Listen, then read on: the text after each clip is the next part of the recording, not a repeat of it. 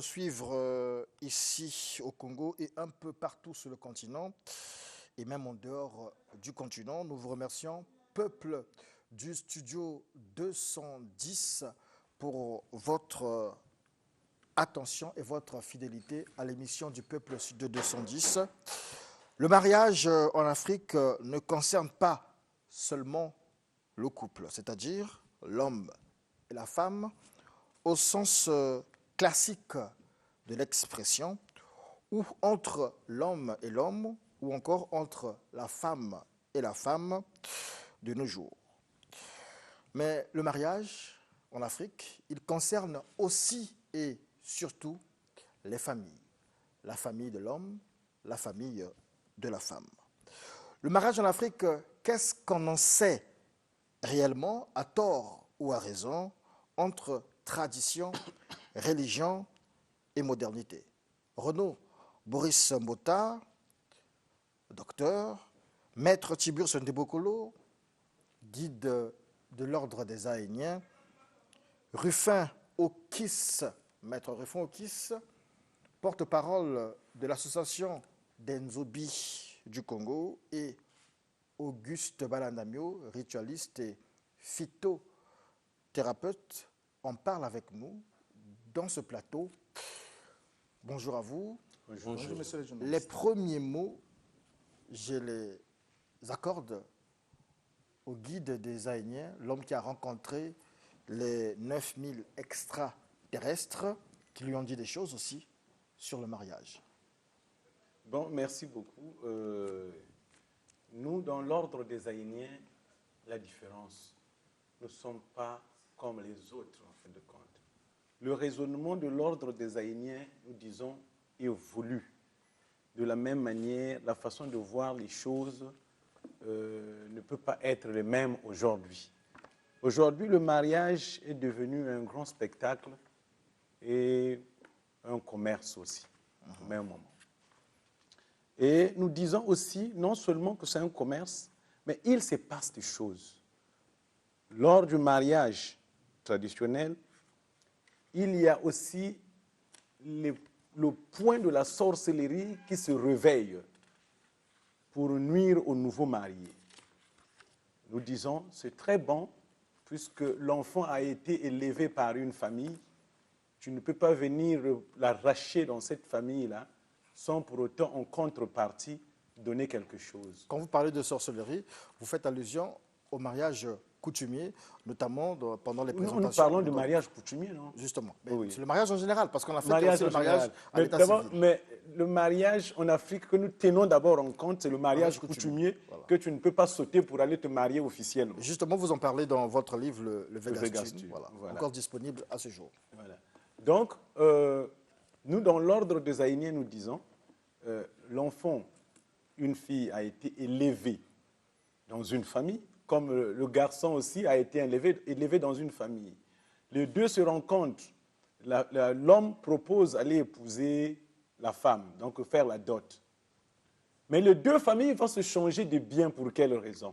Vous allez voir, le côté de la femme aussi va remettre des choses au monsieur, pour des simples raisons que le monsieur aussi a été élevé par une famille qui donne l'autorisation aux deux enfants d'aller se retrouver. Mais lui, ces choses-là, il le mange en famille avec ses parents. Et comme la fille aussi, ce que le monsieur a donné, ils vont se partager en famille chez la femme. Mais dans l'ordre des Ahéniens, nous disons que la civilisation doit évoluer. Nous devons changer une nouvelle méthode de pratiquer la dot. Parce que quand nous passons comme ça, il y a de la jalousie qui se crée dans la famille. Qu'est-ce que vous proposez justement pour le mariage? Oui, nous ne sommes pas obligés que ça se passe ainsi. Oui, justement, ça peut se faire à huis clos et que les cadeaux sont donnés, les choses sont échangées. À huis clos, c'est-à-dire? C'est-à-dire sans pour autant faire une foule et tant de dépenses comme ça. Ça peut se faire comme ça. Alors, Monsieur Auguste Balandamio, qui joue certainement aussi parfois le rôle de Nzonzi, le mariage en Afrique, qu'est-ce que c'est concrètement? Qu'est-ce qu'on en sait? Qu'est-ce que vous en savez? Qu'est-ce qu'on devrait en savoir? Je viens donner encore un élément de plus, appuyer Maître Tiburce, c'est devenu au niveau de l'Afrique un business. Un business, d'abord les mariés eux-mêmes, aux invités et aux parents. Hier, le mariage se faisait simplement. Le grand secret du mariage, c'est qu'on se posait la question, je me pose toujours la question de savoir, parce que le mariage coutumier, c'est la clé du mariage. C'est la clé de l'amour, c'est la clé de la vie en famille. Lorsque vous allez vous marier coutumièrement, il faut reconnaître que vous avez reçu la clé, qu'on a fermé la maison et que personne n'a plus le droit de rentrer. Hier, il y avait moins de l'esprit négatif, c'est-à-dire de la sorcellerie. Mais ce dernier, ça devient une sorcellerie qui devient présente parce qu'on constate par rapport aux dépenses qu'on fait de part et d'autre, à un moment donné, il y a la jalousie qui est devant là maintenant. Cette jalousie crée des conséquences pour l'avenir. Donc le mariage, à notre titre, à mon titre, ça doit être un mariage simple. Comme la Bible dit, les deux vont se retrouver pour former une seule personne. Et ce n'est pas tout le monde pour venir former une seule personne. Donc on arrête l'histoire de business. D'accord.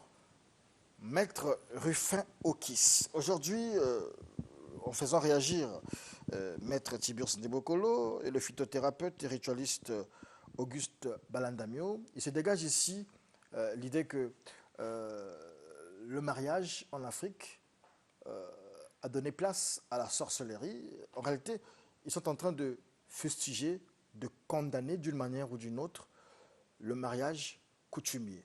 Réaction. Ma réaction est celle-ci. Je dirais d'abord que le Ndiobi puisse m'imprégner sa sagesse afin de bien répondre à ces questions. Nous ne pouvons pas parler de la sorcellerie en ce qui concerne le mariage lorsque le mariage a été bien préparé. Bien préparé pourquoi? Il y a eu l'entente entre les deux qui font un couple. Et en faisant un couple, ils ne sont pas femmes, hommes et femmes. Ils deviennent époux et épouses. Pour cela, la sorcellerie, selon nous les Ndjobis, nous voyons le mariage autrement. Pourquoi? Chez nous, étant des hommes de divers horizons, ayant en nous cette protection, nous ne pouvons pas mettre la sorcellerie devant, mais nous mettons la coutume. Vous êtes quota, le mariage se fera par rapport à cette tenue-là. Vous êtes Ndjabi, le mariage se fera comme ça se fait chez... Quand on dit que vous êtes Ndjabi, vous êtes quota, qui est Ndjabi, qui est quota? Si c'est un couple, par exemple, monsieur et madame. Vous avez parlé de la coutume. Oui, justement. Moi qui parle, je parle dans le sens du Ndjobi, le mariage coutumier dans le sens du Ndjobi.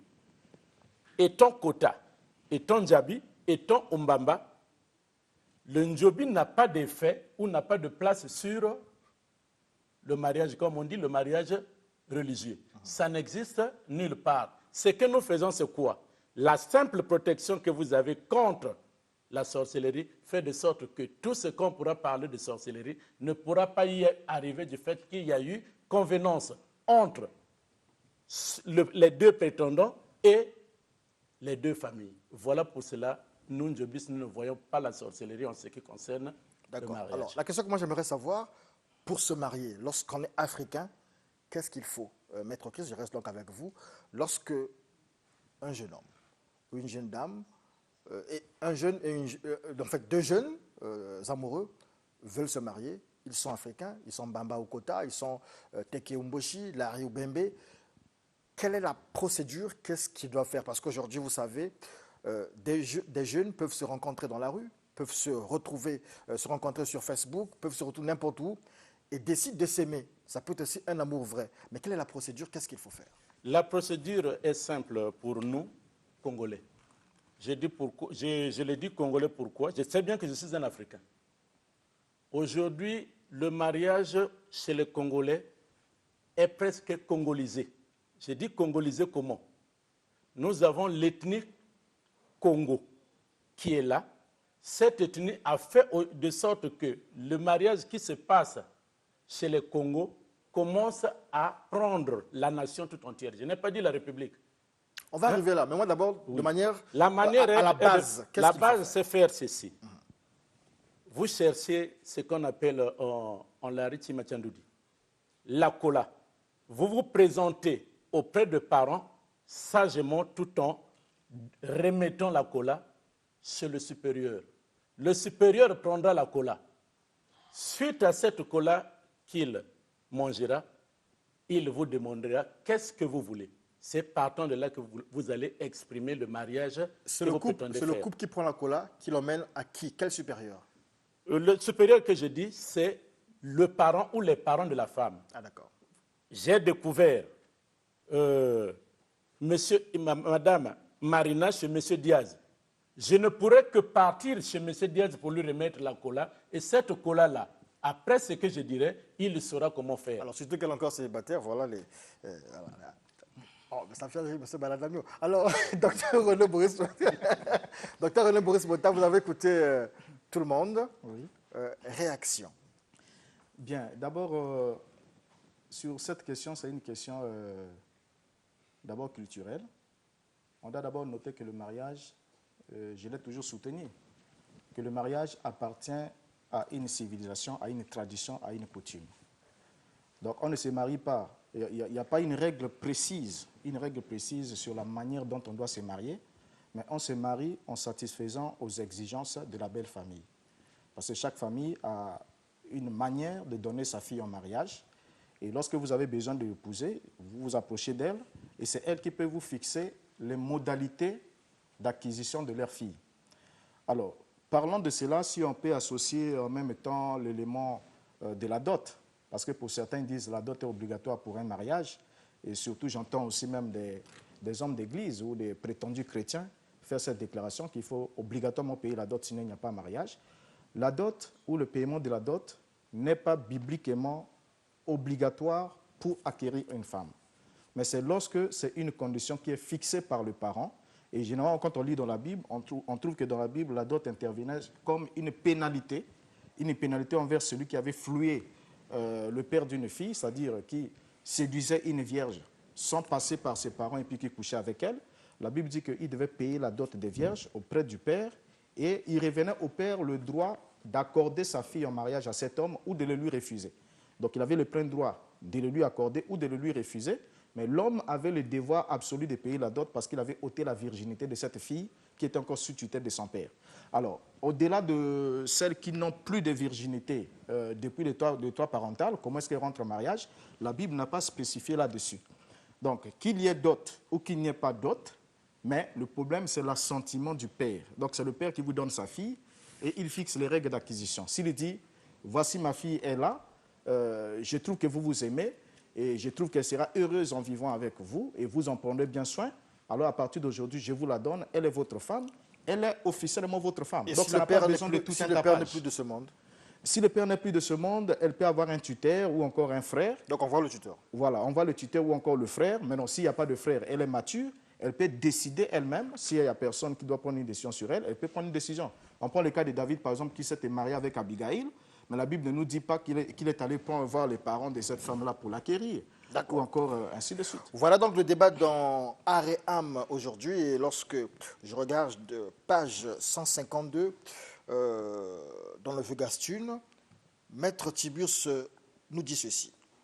Quand nous voyons le peuple blanc parler directement de mariage à l'état civil, nous pouvons croire à une ignorance du mariage coutumier. En réalité, dit-il, ils ont simplement une expérience de vie plus grande que la nôtre.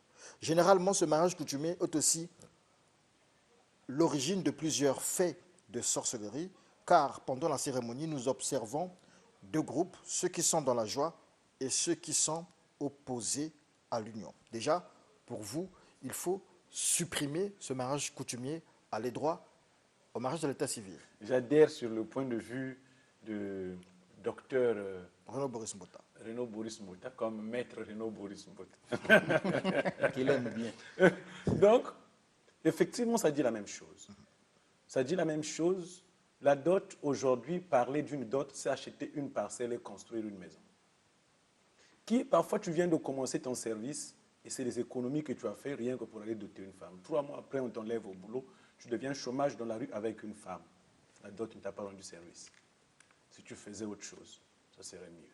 La civilisation, nous devons évoluer. C'est devenu une escroquerie. Pour aller épouser une femme, parfois l'argent frais qu'on te demande, 700 000. Arriver à la maison, on ne connaît pas laver les assiettes et tout ça. Nous assumons les conséquences. Donc, nous ne disons pas aux gens de ne pas douter. Ah non. Mais nous disons que nous devons faire évoluer notre civilisation. Ce n'est pas que nous sommes en train de les détériorer en cultivant l'escroquerie. C'est de l'escroquerie que nous sommes en train de cultiver sur la dot. D'accord. Alors, Monsieur Auguste Balandabio, vous avez des filles, vous êtes un Africain, vous êtes un père de famille, vous êtes un oncle ici et là.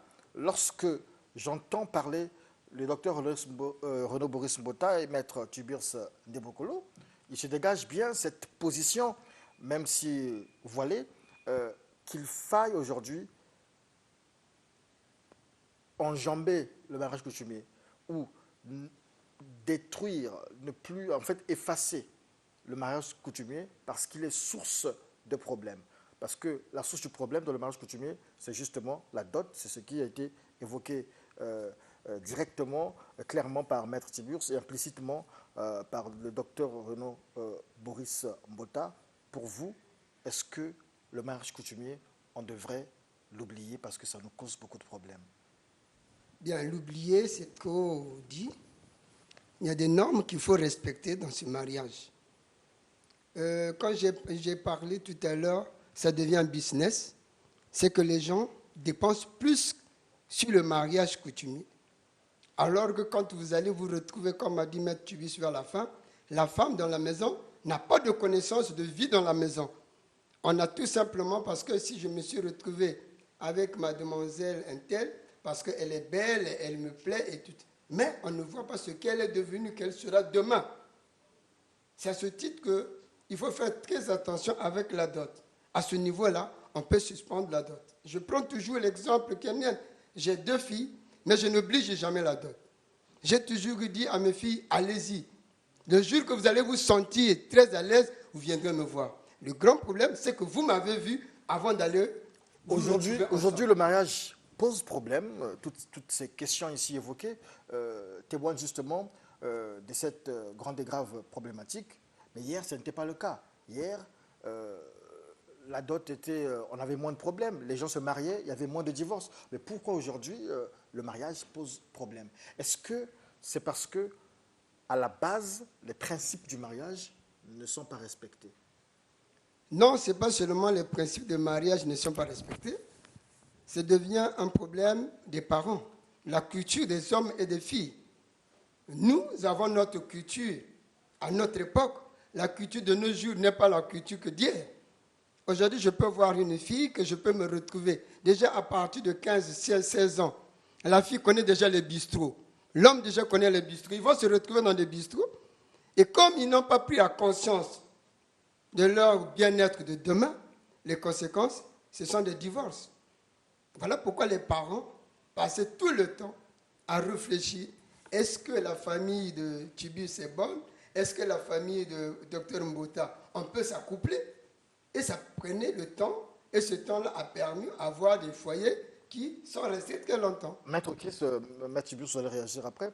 Maître Kiss, est-ce que j'ai envie de repartir en arrière pour dire, en fait, on avait raison hier, lorsque les parents décidaient de marier, au sens propre du terme, leur enfant. C'est-à-dire que M. Tiburce Ndebokolo sait que Boris Mbota a une très belle fille. Comment on l'appelle? Sephora. Sephora. Et divine. Donc, il va préparer Sephora pour son fils. Comment on l'appelle votre fils?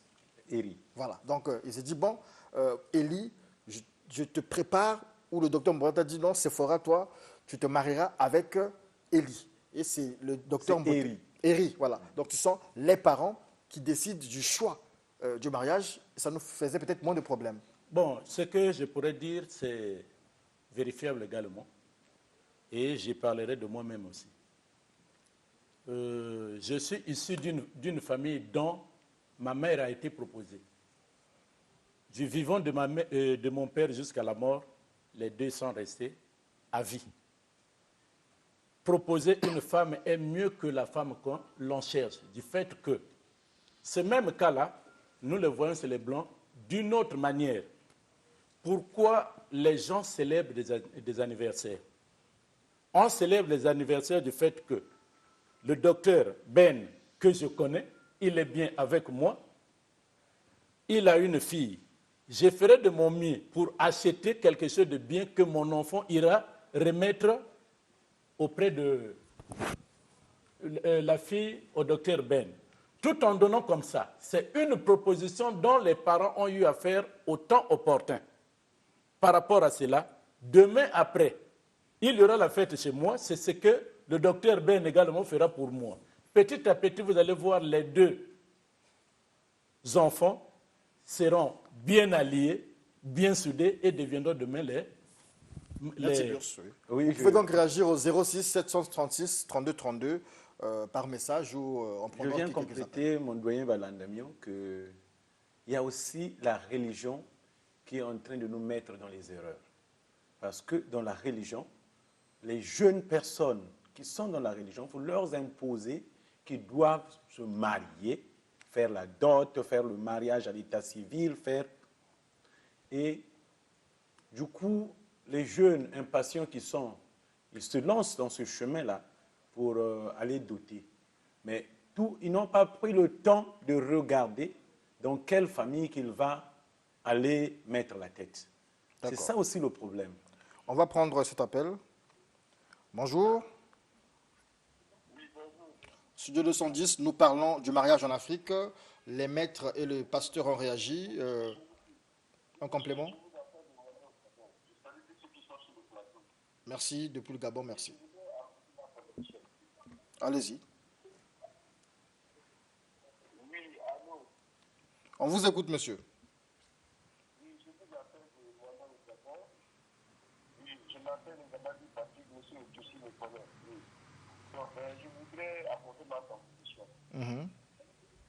Oui, tout à l'heure, là, il vient de dire quelque chose que lui, il est issu d'une famille qu'on a choisi sans même son père. Oui. Et moi, c'est le cas. Mon père, ma mère a été choisie par la soeur de mon père pour mon père. Et vu qu'aujourd'hui, les deux sont ensemble. Et donc, vous pensez que c'est mieux que... Si quelqu'un fait que c'est les religions, une lettre en déroute aujourd'hui. D'accord. Depuis, nous, les Africains, nous avons perdu la culture du mariage. D'accord. Merci beaucoup pour cette contribution. Les Africains ont perdu la culture du mariage. Et pour ce téléspectateur, depuis Mwanda au Gabon, il pense justement qu'on devrait repartir vers les fondamentaux, que les parents choisissent des époux ou épouses pour leurs enfants. Bonjour, Studio 210, moi c'est Brice depuis Caillé. Évidemment, le mariage est devenu un problème. D'autres familles adoptent maintenant les pratiques qui ne sont pas les leurs au départ. Je soutiens ton idée sur laquelle les parents décident sur le mariage des enfants. Je pense qu'il parle là, il soutient l'idée de Maître Okis. Vous soutenez aussi cette idée, Dr Mbota? Exactement. Vous avez déjà choisi un enfant pour un mari pour Sephora? Bon, je n'ai pas encore choisi un mari pour ma fille. C'est une bonne question. Vous savez, comme on a su le souligner, il faudra qu'on retourne. Si on veut réellement avoir une société digne de soi, il faudra qu'on retourne sur les fondamentaux du mariage tels que cela s'est pratiqué au niveau de l'Afrique. Parce que le mariage, d'abord, les fondamentaux du mariage, c'était une affaire de famille. Font disharmonie avec les principes du christianisme. Non, pas du tout. C'est juste... Fondamentaux du mariage en Afrique. Oui, en Afrique, bon, c'est juste le christianisme. Quand on parle de christianisme, c'est juste la mauvaise interprétation, la mauvaise appréciation de la parole des Écritures divines. Donc, les gens ont mal présenté les choses parce que quand vous regardez même dans la Bible, vous ne trouverez pas certains éléments qu'on inflige aujourd'hui, qu'on impose aujourd'hui aux gens. Parce que le mariage, d'abord, pour commencer en Afrique, c'était d'abord une affaire de famille. C'est deux familles, parce que le mariage unit des familles. Je suis tout à fait d'accord aussi avec mes amis ici sur la question, par exemple, de la dot. Vous trouvez un monsieur qui commence, par exemple, à travailler, qui n'a même pas acheté une parcelle, qui n'a pas de maison, mais qui va rassembler toutes ses économies pour aller épouser une femme. Et quand il va épouser la femme, au sein de la famille de la femme, les gens sont joyeux parce qu'ils ont reçu des dons, des biens qui leur sont proposés, mais la famille de l'homme n'est pas dans la joie. Donc, ils sont là, ils sont frustrés. Des fois, ça emmène un problème de jalousie ou bien de sorcellerie. Mais comment cet enfant, moi, je l'ai élevé, aujourd'hui, il travaille, et l'argent comme ça, il gaspille pour aller épouser une femme. Et ça peut causer beaucoup de problèmes. Il y a eu beaucoup de gens qui ont subi dans ce sens, juste parce qu'il a présenté cette affaire-là. Donc, la question d'abord de la dot, on devait vraiment regarder, se pencher sur cette question et faire comprendre surtout aux rédigés. Là, je m'adresse à eux, surtout aux rédigés, que la dot n'est pas l'élément sine qua non, ou la condition sine qua non pour l'acquisition d'une femme. Les religieux, c'est vous-même, justement. Non, je ne suis pas religieux, ça vous le savez très bien. Parce que la religion, c'est une routine. Hein, je suis dans la spiritualité. Alors, bonjour, Studio 210, c'est un téléspectateur. Je ne sais pas si c'est contredit, mais en fait, aussi, il a oublié un mot. Il dit ceci. Sur le sujet, je pense qu'on peut supprimer la dot. J'ai l'impression qu'il voulait dire qu'on ne peut supprimer la dot. Bon, on va voir. Sur le sujet, je pense qu'on peut supprimer la dot, car c'est aller à l'encontre de nos coutumes. L'idéal serait de repartir sur les bases du code de la famille, responsabiliser les parents de recevoir, dans le cas du Congo, 50 000 francs seulement. Voilà, pour la dot. Là, il revient sur la dot. On parlait de 700 000 aujourd'hui, alors que dans le code... on parle de 50 000. Voilà, on parle de 50 000. Mais il faut aussi retenir un élément important. L'élément important, c'est lequel? C'est que la dot, même comme telle, n'est pas définie dans le vrai sens. Parce que tel qu'il se pratique au niveau de l'Afrique, en Afrique, vous trouvez des coins où on dotait, c'est-à-dire c'est l'homme qui vient épouser. Comme chez nous ici, c'est l'homme, quand il vient épouser une femme, c'est l'homme qui paye la dot. Mais vous trouvez d'autres traditions où c'est la femme qu'on choisit et sa famille qui paye la dot à l'homme. Et l'homme est obligé de garder cette femme-là. Le jour qu'il va dire « je ne veux plus de cette femme », il rembourse la dot. Qui doit payer la dot? Est-ce que non, ce sont la famille de la femme peut aussi, puisque même dans la Bible, il est... Qui peut, justement? Qui peut? Les deux peuvent? Les deux peuvent payer la dot. Cela dépend des traditions. Cela dépend des traditions. Parce qu'il y a des traditions où c'est la femme qui dote l'homme. Même en Inde, ça se fait, même au niveau de l'Afrique, ça se fait. Mais ça ne fait pas partie de notre tradition. Non, non, mais chez nous, c'est juste parce que nous avons, comme a su le dire mon frère Okis, nous avons copié, nous avons été influencés par la tradition d'une certaine ethnie. Par exemple, l'ethnie Congo, qui a imposé sa tradition.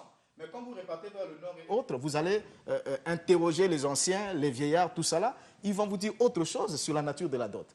Donc ça ne se pratique pas tel que ça se fait aujourd'hui, où c'est l'homme qui est obligé de donner des biens aux parents de la femme. Ce n'est pas le cas. Même au niveau de la Bible, que ce soit au niveau de certaines traditions, ce sont les familles qui se réunissent. Parce que la femme, en principe, on ne l'épouse pas soi-même. C'est la famille qui doit, vous avez choisi par exemple une femme, vous en parlez à votre famille, la famille se réunit, voilà, nous voulons intégrer telle femme dans notre famille pour qu'elle soit porteuse de nos semences pour pérenniser la famille. Et la famille va se réunir et ils vont rassembler ce qu'il faut pour aller voir l'autre famille, et c'est l'affaire de deux familles. Bon, ça c'était quand ça se faisait à cette époque-là. On va prendre cet appel. Bonjour. Aréham, nous parlons du mariage. Oui. Votre réaction? Mais je constate que Boris Mbote est en train de passer là, donc moi si je parle. Enfin, je voudrais effectivement intervenir à propos. Allez-y. Bon, je pense que pour cette histoire de dot là, il faudrait que l'on soit réaliste. Allez-y, monsieur, rapidement. Le temps compte beaucoup ici pour nous. Donc, je disais donc qu'il faudrait qu'on soit réaliste. La dot, en réalité, ne devrait en fait être qu'un moment d'union, d'unification de deux familles. La famille du monsieur et la famille de la femme. Et sur ce point, à mon sens, ce n'est que pour que les deux familles connaissent les mariés, les futurs époux. Donc on ne devrait pas imposer aux hommes de donner des sommes colossales pour pouvoir prendre en mariage, une femme. Pourquoi vous le dites? Pourquoi vous le dites? Ben, je le dis, comme a dit le pasteur Mbota, il y a des jeunes aujourd'hui qui se lancent dans la vie de couple, parfois qui n'ont encore rien, pas de maison, pas de parcelle, pas de voiture, rien, mais qui sont obligés de chercher de l'argent, beaucoup d'argent pour simplement se marier. Doter sa future femme. On devrait en fait permettre à ce que cet argent-là, on devrait devrait en fait permettre à ce que ce jeune couple, avec tout cet argent-là, pouvait lancer une activité, pouvait s'acheter une parcelle, au lieu de ne prendre que ça là, donner aux gens qui pour se partager. On devrait en fait ne faire qu'un grand repas qui réunirait les deux familles. À mon sens, ça s'arrêterait là.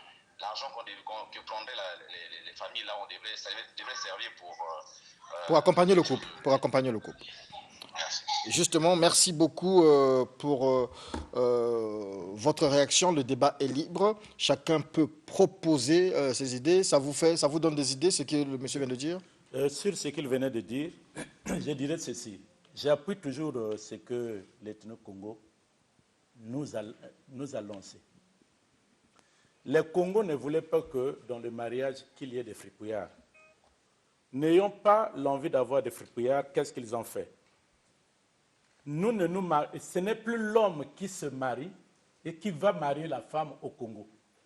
C'est les deux familles qui se font marier au même moment. Ce qui a été demandé chez l'homme, la femme également de l'autre côté a demandé. Vous voyez comment là-bas on donne du sel, on donne ceci, de l'autre côté on donne les bœufs, le cabri et autres. Donc au Congo ici, je vous ai dit, ceci est déjà congolisé.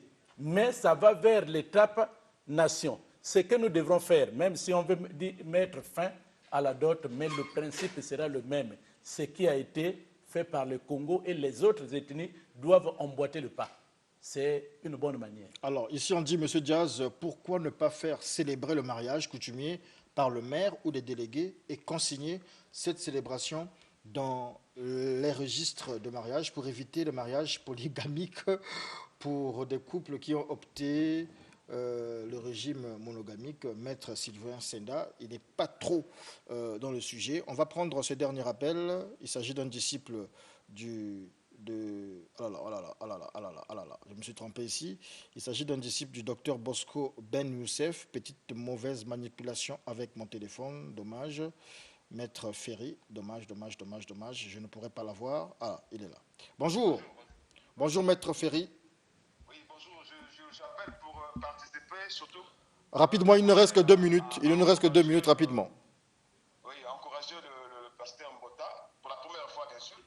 Donc, qui a su comprendre que dans la Bible, il n'y a même pas un truc où on signifie.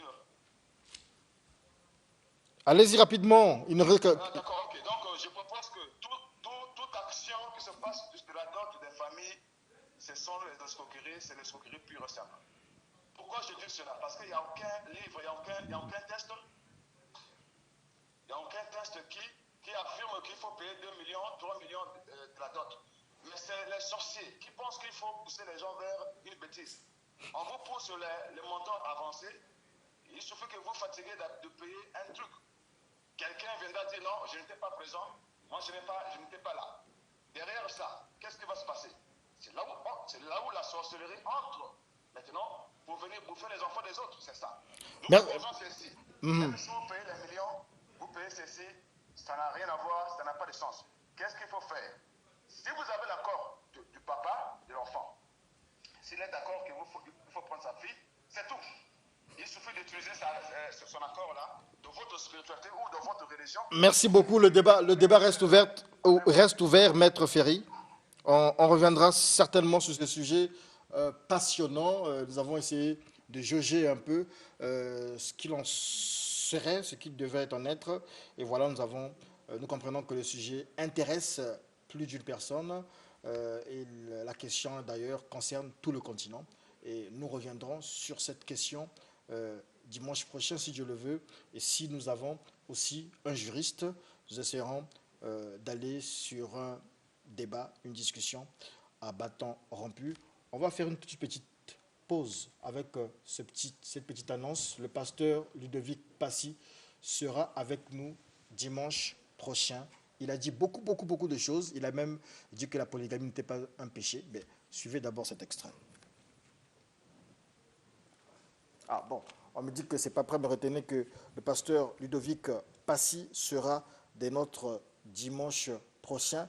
Il a d'ailleurs boudé le docteur Mbota, il a boudé Casse-Pierre, et puis bon, vous avez déjà suivi la première partie. Et donc, tous ceux qui croient au message de William Branham, venez suivre les révélations dimanche prochain ça sera grave. Merci à vous, Maître Tiburce. On aura l'occasion de vous revoir sur ce même sujet dimanche prochain. Maître, votre numéro de téléphone rapidement. 05 524 26 51. C'est pour qu'on ne soit pas dérangé après. Maître Rufin-Okis. 06 448 35 20. 06 695 35 20. D'accord. Alors. 06. Oui, allez. 06. Ensuite d'abord le pasteur devait passer. Le message ne peut pas être tué. Le message, ce n'est pas la vie de Ludovic. Le message, c'est la vie vécue du prophète Branham. Il y a un pasteur Donc, qui l'a on ne peut tué. plus mettre ça en cause. Dans Studio 210, on l'appelle Renaud Boris Mbota. Il a détruit le message de William Branham. Il n'a rien détruit. Le contraire, Beaucoup de gens ont quitté les églises du non, message. ça c'est archi faux. Elles ont des témoignages. Non, non, non, c'est archi faux. Les gens qui ont quitté le message, ce sont des bébés. Oh là là. Ce sont des bébés. Docteur Renaud Boris Mbota, lui dit que vous n'avez pas tué le message. Voilà, il vous connaît bien comme... voilà, vous êtes dans la paume de sa main, il vous connaît très bien. Bon, ça, il peut le dire derrière mon dos. Et moi, j'aime les hommes courageux. S'il est assez courageux, et je pense qu'il m'a défié plusieurs fois, que ce soit sur les réseaux sociaux et autres, mais comme il est rentré déjà au pays, s'il est courageux et qu'il pense que Branham a réellement prêché un message, qu'il vienne me le dire en face, et qu'on se rencontre en face, et je lui démontrerai une fois de plus, comme toujours, que Branham n'a jamais eu un message, et puis tout ça, c'est de l'arnaque, et puis c'est rempli de fausseté et tout. Vous le connaissez bien? Oh, je le connais très bien, on se connaît très bien, nous avons déjà parlé au sujet du message, et il sait très bien qu'il n'est pas de taille à défendre le message. Il n'est pas de taille. Il n'est pas de taille. Lui, il est parti quand même au Branham Tabernacle. Il n'est pas de taille à défendre le message devant moi. Lui, il est parti aux États-Unis au Branham Tabernacle et tout ça. Vous n'avez pas eu ce privilège. Non, ils doivent essayer de s'associer avec l'IFOCO, avec les autres, qu'ils viennent ensemble. Peut-être qu'ils peuvent associer leurs idées pour essayer de soutenir ces mythes-là. Mais sinon, il n'y a rien. Votre numéro de téléphone, peut-être qu'il vous a 06 522 46 66. 06 522 46 66. Merci beaucoup. Studio 210, c'est la fin donc, de ce plateau Aréam. C'est aussi la fin de l'émission Studio 210 pour aujourd'hui. Marielle Bakatoua l'a dit en début d'émission. C'était le dernier programme de ce mois de mars. Prochain rendez-vous, je pense que c'est le 2 ou le 3 avril. Ça doit être le 2 avril, le 3 avril. On reviendra pour d'autres informations avec d'autres invités, sinon les mêmes, pour des sujets d'actualité liés à la culture, la religion, la spiritualité, la société et tout ce que vous savez. On vous informe aussi que Studio 210 lance le journal du peuple, papier journal. Et donc, merci de nous aider à réaliser ce rêve pour que nous ayons un bimensuel. Ça sera un bimensuel pour l'instant. Merci beaucoup. On se retrouve à une prochaine occasion. Merci au directeur général de la télévision nationale congolaise, André Ondele. Merci à Francine Derussa qui nous suit depuis Makabandilou. Merci à Ginelle Oko. Merci à Rachel V. Amboulou.